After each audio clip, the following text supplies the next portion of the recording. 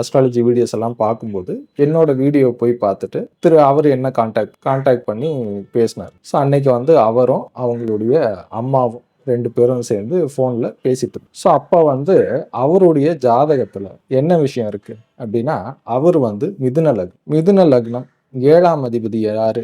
குரு இருக்கார். லக்னாதிபதி யாரு? புதன். ஸோ இந்த இவர் ஜாதகத்துக்கு பார்த்தீங்கன்னா, குரு இருக்கிற ஒரு வீட்டுக்கு முன்னாடி புதன் இருக்கு. புதனுக்கு அடுத்த வீட்டுல குரு இருக்கு. அதுதான் விஷயம். ஸோ அப்ப லக்னாதிபதி புதன், அதுக்கு அடுத்த வீட்லயே 7ஆம் அதிபதி குருவும் இருக்கார். அடுத்தடுத்த வீட்லயே புதன், அடுத்த வீட்டுல குரு. ஆக்சுவலா இந்த ஜாதகத்துக்கு கல்யாணம் இவ்வளவு தடைப்படக்கூடாது. சீக்கிரமாவே கல்யாணம் ஆகும். ஏன்னா லக்னாதிபதிக்கு அடுத்த வீட்லயே 7ஆம் அதிபதி இருக்காரு. ஸோ தடையே இருக்கக்கூடாது இல்லையா? ஆனாலும் தடை. 35 வயசு ஆகியும் திருமணம் ஆகல. காரணம் என்ன அப்படின்றதுதான் நம்ம பார்க்கணும். ஸோ அப்படி பார்க்கும்போது அப்போ வந்து இதுல ஏதோ நிலம் சார்ந்த விஷயங்கள்ல ஏதாவது வில்லங்க இருக்க வாய்ப்பு இருக்கு அப்படின்ற மாதிரி என்னோட யூகம். ஸோ அதனால கேட்டேன். அந்த பையனும் அவங்க அம்மாவும் பேசிட்டு இருக்கும்போது கேட்டேன், ஏதாவது நிலம் சம்பந்தமான தகராறு ஏதாவது போயிட்டு இருக்கா?